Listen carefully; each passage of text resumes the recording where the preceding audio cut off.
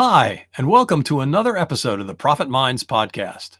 My name is Dr. Stephen Kirch, and I'm the creator of the Profit Minds Growth System, a unique blend of profit growth, productivity acceleration, and building business process for scale. In every episode, I interview entrepreneurs and small business owners from around the world with a unique story to tell. You can find the show on YouTube, LinkedIn, Apple and Google Podcasts, Stitcher, Spotify, and more. Today, my guest is Dr. Michèle Gunderson of Story Freedom, and we'll be talking about the importance of story in growing your business. Welcome, Michèle. Thank you, Steve. I'm so happy to be here. Yeah, so story, a lot of people talk about story. Tell me a little bit, tell my listeners, how did you get here?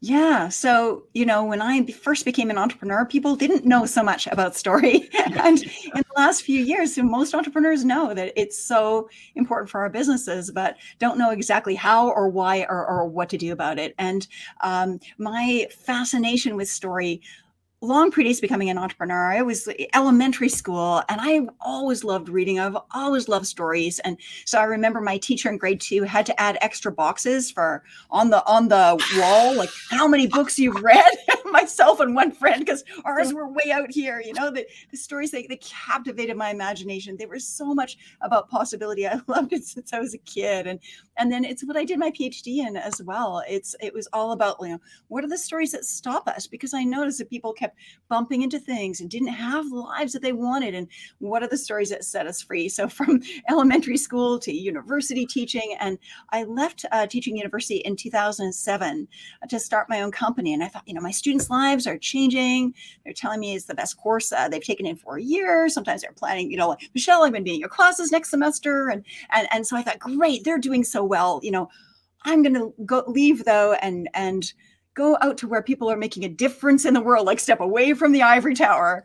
And, their lives are going so great. Mine's going to go great too. And so I left. It's 2007. Feels like another lifetime now. It was crickets. It was crickets, Steve. It was, my income was negative. My then partner lost his job. I'm like, what happened? And I had to, from a whole lifetime of loving story, of engaging with story, of learning about story, about teaching about story, I had to understand how stories work for entrepreneurs. And I remember one day I was so scared. It was not long after that, and I'd made less than $200 the whole month in my business.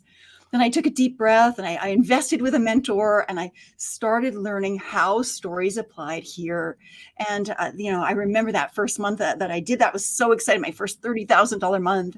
And then it was less than a year after that. And then I learned how to do that in a week or in a weekend or in a call. And I so want that for entrepreneurs. So stories, many people have heard facts tell, stories sell. Stories help us get our businesses out there. Stories have a message that we share. Stories do so much. So from elementary school to university to entrepreneurship, I have had this love with stories and just want to share with people and help entrepreneurs tap into that power because they know it's important. They don't know what to do with it. Yeah. So what are the real key elements to a story that make it work for an entrepreneur, and how is that different from like a novel or some other kind of story that maybe we grew up with, or maybe they're the same? I don't know. Yeah, well, I love that you asked that, Steve, because I could tell you elements of a story and, you probably learned them in high school and then you fell asleep in class and forgot. And, so we have them already at hand. We've heard about rising action and climax and tension, all this stuff, but we don't actually know how or why it applies. And so what really fascinates me though, even beyond that, it's not, and I can talk about that later. Like any single element of story, we can change and make a difference in our companies. But here's the thing that is really different about my company and the way we approach story. Most entrepreneurs, as I say, they know that story matters. So because facts tell, stories sell. Stories are in our sales, it's in our marketing, it's in our it's how we grow our team, it's how we tell our kid why we're doing what we're doing. So it's in all of our messaging, it's every time we speak. So we're always telling stories, but there are stories inside of us as well. So we have stories that we don't even know are running inside. And if you go, she's saying there's stories inside us, what's she talking about? I don't have a story running inside. I mean, that story, right? The one you're asking right now inside, or the one that you're thinking like, is this story going to help me or not? And what am I going to find out what those elements are? So we have the stories that are inside of us. And then we have those stories that we're telling. And we have to be able to align both of those. We have to know what stories are going on inside of us. We have to know what stories we're telling, or we simply can't grow our companies. And so, so I could give you some of the elements of story. I'll give you, one example toward, later on. If you ask me about that, happy to give you one of them. But more importantly, it's understanding what story is even about in our companies, where it even applies. That's the piece that matters to me, because people, when they come to me, they say, Michelle, yeah, you do story. Will you help me with my bio? Will you help me with my elevator pitch? And those, of course, are stories, and I help them with that. But it's so much more than this. And people walk up and say, Michelle, how come you can meet somebody the next day that you're a $20,000 client? And it's not magic. It's not some kind of sales technique. It's really all about the story and understanding that, stories are everywhere. There's stories in your team's head. There's stories inside your head. There's stories inside the head of a joint venture partner. There are stories that you're telling at different levels of your company. And when we start to understand that we're not just inserting a story here and there, it's the biggest mistake that entrepreneurs make, right? It's one of them. We think we're inserting a story here and there. Here's my bio. Here's my elevator pitch. We're like fish in water. We can't see the water. We are always swimming in a sea of story. And then when we can get that, we're not tapping into just this tiny, tiny part of story or trying to understand this one piece or that one piece or where's the most important part. Instead, it makes us completely reconsider what it is we're doing as entrepreneurs, how we make change, and what's even at the foundation. And there's not a single part of our business that we're doing that doesn't have story at its foundation. So I know you asked for the one technique, or how is it different or how is it the same, but I guess that's the biggest part, is knowing that we're living in a sea of stories. Yeah.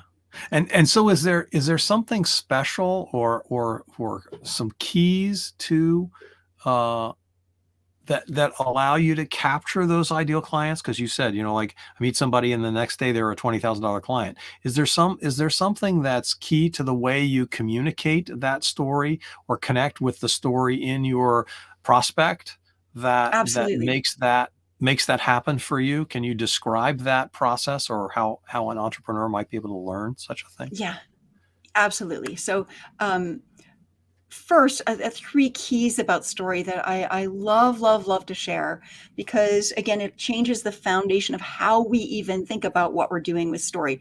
First, the one I already said, is that stories are absolutely everywhere. When we start to tap into this, then it's like my client Katie. She met all of her annual goals in 3 months because she found out there was a story inside her about aging. Who would guess? She's in her 20s, young and beautiful. Like, why is she worried about age?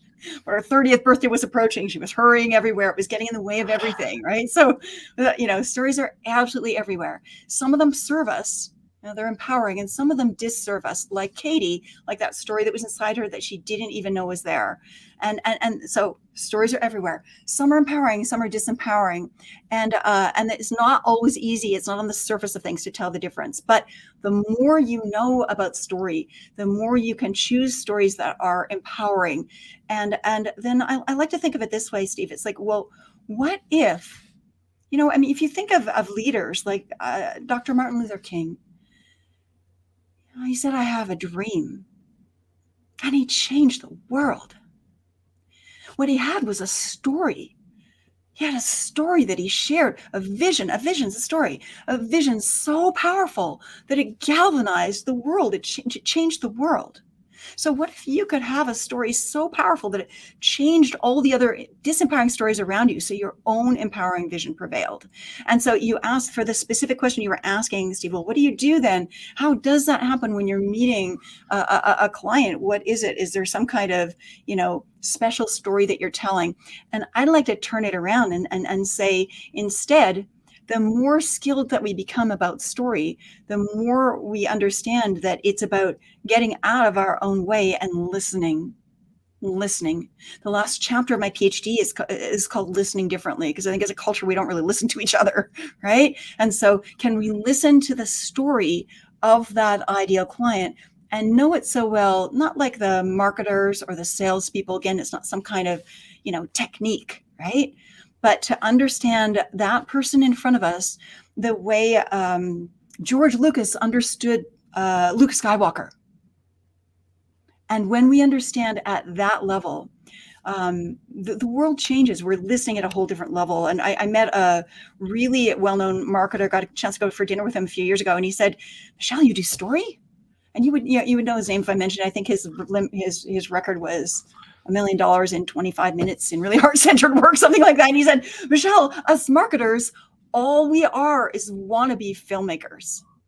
So the marketing, it's all story. Sales, it's all story. And sales, when we can listen to that person's story. So what George Lucas knew, for instance, about Luke Skywalker, we make this mistake with our clients all the time. We think that, if we were wanting to be Luke Skywalker's mentor, for instance, right? Obi-Wan is much smarter. He's the mentor. And he says, he doesn't think that Luke wants to save the planet or save the galaxy. What he's really interested in, his eyes light up and he says, you knew my father? If you guys saw a long time ago, right? From the 70s, the first movie, Right. He said, you knew my father? And so he doesn't want to save the galaxy.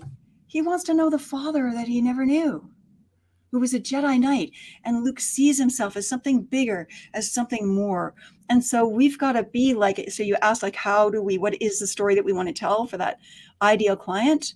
We want to be able to listen the way George Lucas understood Luke Skywalker, or the way Obi-Wan as the mentor understood. It's like, yeah, maybe it's about saving the galaxy or meeting the princess, but there's something inside him, a pull, a thread of desire. That's a story element, right? That we've got to be able to hear better than that person can hear themselves. Sometimes I'll meet somebody, they'll burst into tears. Michelle, how did you know that about me? Because I'm listening to a different level of the story. So it's the ones we tell, but it's the ones we listen to. Great. So you mentioned empowering and disempowering stories. What's the key difference, and why are empowering stories so important? Oh, Steve, I'm so glad you asked that, because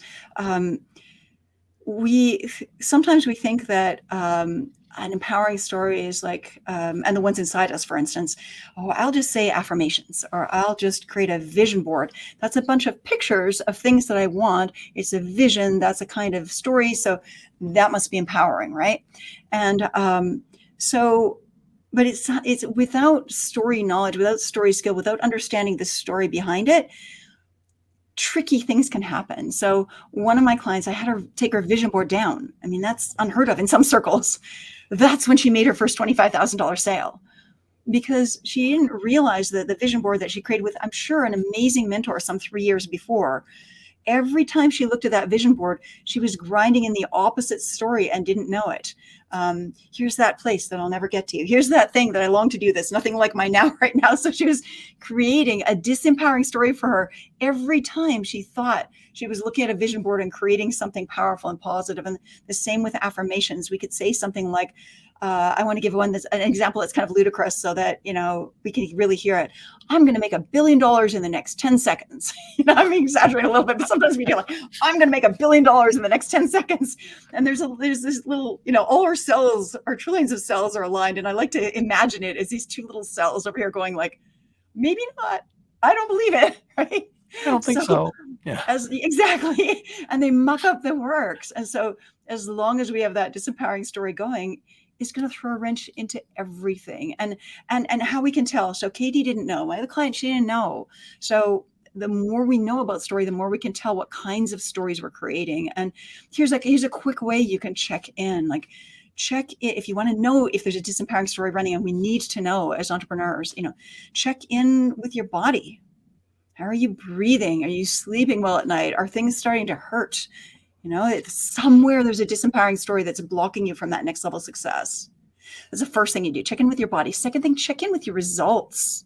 Because if you're not getting the results you want, we work so hard. We create funnels and systems and structures and time management, and we grow the team, and all this stuff. Even just saying it is a disempowering story. It's exhausting, right? You can feel the energy going like this. Ugh.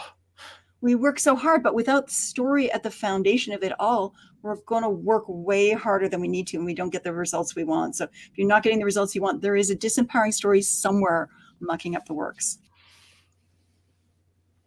Wow. Okay. So talk to me about the elements of story, because we talked about that a little bit earlier. And I know you have a technique for like tweaking an element of a story to sort of transform the impact that it has. Yeah. And here's the thing, when I love to show you that, give even an example in a minute. And just before that, if that's okay, I just want to talk a little bit about facts and stories, and just to dispel a story about stories that's disempowering sometimes among entrepreneurs. Okay. I'm happy to give that example, that show how that works. Because sometimes we think, facts are the real things, Yeah. Facts, that's what's really happening. And then there's Just a story facts, that's kind of like this add-on thing.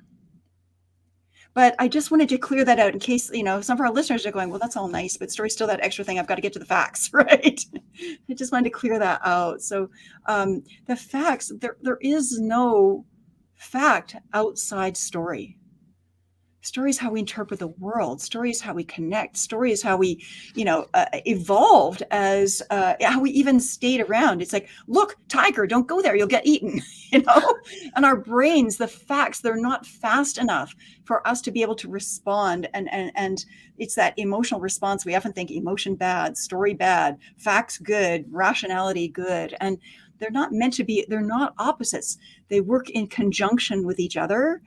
And the facts, if I say something like, it's hard times right now, we think of that as a fact. Maybe there's a recession coming or something. It's a story.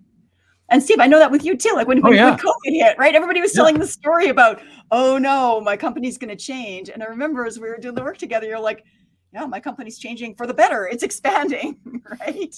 Yeah. COVID was a great thing for me, for my business. Yeah. And so I just wanted to first dispel that, because if there was anybody still listening going like, oh yeah, that's that extra thing. It's not, it's right at the foundation of our companies.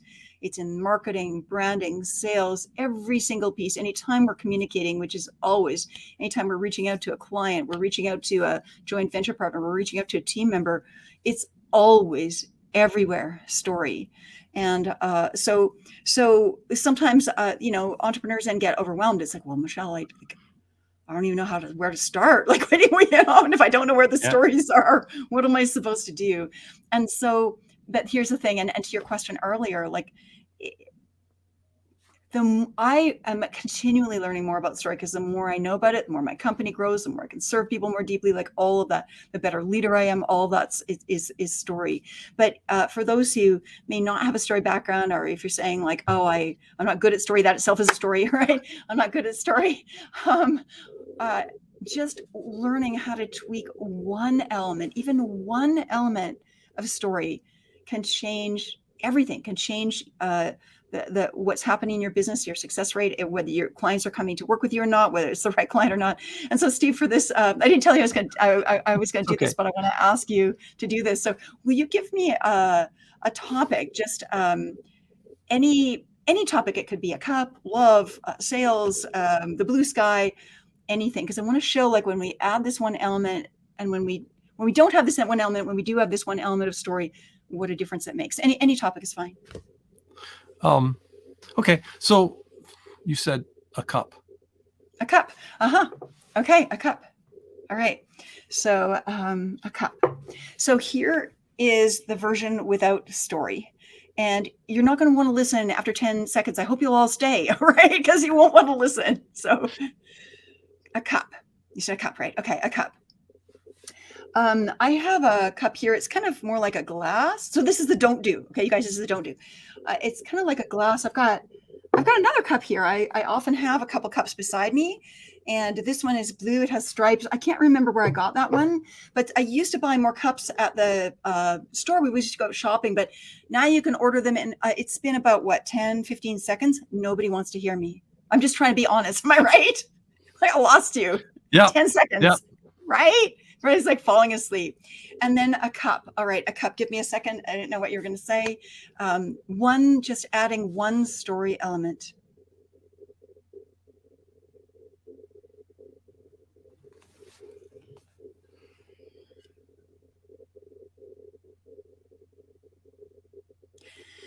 I love this cup because I got it right when COVID started. She's a wonderful artist. She's from Quebec. Her name is Leah. And she was worried that her company was going to crash because who was ordering cups online when COVID started? But I knew I wanted something beautiful in my home. I knew that I could support her. I knew that by one simple object, a cup, the world can change. Because this cup means we're connected. This cup means I can help somebody that I haven't even met before. This cup means we can get through this together. All right. So this is about a cup. Version 1, version 2. Yeah, perfect. Yep. So it's off the cuff, right? Yeah. But when did you want to listen to me more, version 1 or version 2? Well, certainly version 2 was much more interesting. Of course. And then the thing is, do we know what story element? I added one story element. Do we know what it is? Well, it was the connection between you and the cup. Yeah. So, well, and I guess I created a connection, and our stories connect us, right? Mm-hmm. You know, fact, this is a cup. Who cares, right? What does it even mean to us, right? So I helped us create meaning around why this cup matters. But here's like, how did I do that? The big difference, the one story technique that I was using, that I didn't use the first time, and I did use the second time. And this circles back around to the beginning. You said, Michelle, tell me about story elements. You learned it in high school and probably fell asleep and forgot, right? You've heard the word theme before. Remember that? It's a theme, one idea. A story needs to have one idea. The first time around, there was no one idea. And we do that so often, and people can't hear, and we can lose them in 5 seconds. I mean, maybe 10 seconds, but you guys stopped wanting to hear after probably 3 seconds, right? Yep. One theme, one idea. This cup, a simple object, has the possibility to connect us, right? I didn't even do it perfectly. Wasn't sure what I was going to say. It was like I did my best to stick to theme in that few minutes, or in those few seconds. I'm still always learning about story. It's still evolving, but one idea, one theme, and when we can learn that, even that one element of story, if you just think about it, like what difference would that make when you're networking, when you're meeting somebody, when you're talking to a prospect, when you are coaching somebody and you want them to understand and move forward, when you are inspiring your team, when you're meeting with a joint venture partner who might support your project or not. There's no part of our company that is untouched by even a single element of story. That's why, again, I'm so excited about it. That's why I'm so passionate about it. That's why I know it is the thing that's at the foundation of all, that it changes our lives. Wow. Yeah. And I know the work that we did was so powerful to help me take my business to the next level. Steve, it was so great being, alongside. I felt like a, privileged spectator as we were doing the work together, and you're just taking off. And I often think about you as the beginning of COVID, and oh no, my company's changing for the better. Like the empowering stories that you carried, and how much your company was like opening so very quickly through that power of story. That's what gets me out of bed in the morning. That's what makes me so excited to do the work that I do. And that's another aspect about story too. Story, a guy named Dr. Paul Zak, he studied them. I didn't need this. I've been already working with story for a long time, but they know that when we use story in that, like stories are everywhere, but we're not always crafting them. We don't always know we're doing it. They're parts of story, right? That kind of thing, right? Mm-hmm. But when a story is crafted with that story arc that we learned in high school but forgot, and we don't know how to employ it, versus another group over here. These people were spurged. The one like story, it actually changes the chemistry of our brains. It moves people to action.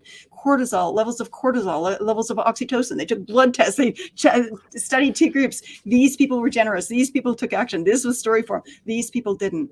And you can kind of see it in my short demonstration about a cup. Nobody wants to do anything. It's a bunch of scattered something, and we don't even know what the story is if we don't know. We're always telling stories in our company. If we don't know what it is, it's not helping us. And when we do know what it is, we have the power to be in the driver's seat of that story, so we can grow our company, so we can scale our company, so we can help the people we're meant to help, and really make a difference on this planet. And so yeah, Steve, watching your company skyrocket is like such joy. Thank you. So how can our listeners learn more about you? What's the best way for them to get in touch with you and your work? So they could head on over to my website, just michellegunderson.com. But an even more exciting way to do it is we've got a wonderful free gift. It's just called, 7 quick tips. I was like, what's the beginning of that? There's a story there. Yeah. Like, what's it called? Yes. 7 quick tips for crafting. I didn't want to miss one of the words. 7 quick tips for crafting an inspiring story that sells. And so you can head over to quickstorytips.com, and the story about the cup, that was tip number 5. All right, tip number 5. Every single one of these tips can completely change how you're talking to people, what story you're crafting, and whether you're using story when you're on stage, you're inspiring people to take the next step with you, you're working with your copywriter, whatever it is that you're doing. You're going to want to have those 7 tips beside you. Refer to them, because any one of them, try to show the power of just one of them, and that's at quickstorytips.com. And it's a great way to be in touch. That puts us in touch with each other, and I love to give free things to entrepreneurs. I love to help and serve in any way that I can, because I know that Steve, here on your podcast, I know that those who are listening, like if you're hearing us right now, you've got something important to share. You're making a difference on the planet, and if some piece of the work that I do can help you to make that difference on the planet, then that's, like I say, that makes my day. So that's a great way to be in touch. Great. And that concludes our show. Thanks to our guest, Dr. Michele Gunderson of Story Freedom. I hope you've learned something about the story and the power of story. I know I did. This is Dr. Stephen Kirch of Profit Minds. Make sure you catch us again next time on YouTube, LinkedIn, Apple and Google Podcasts, Stitcher, Spotify, and more. Of course, I'd appreciate a good review on any of those platforms. Thanks again for joining us.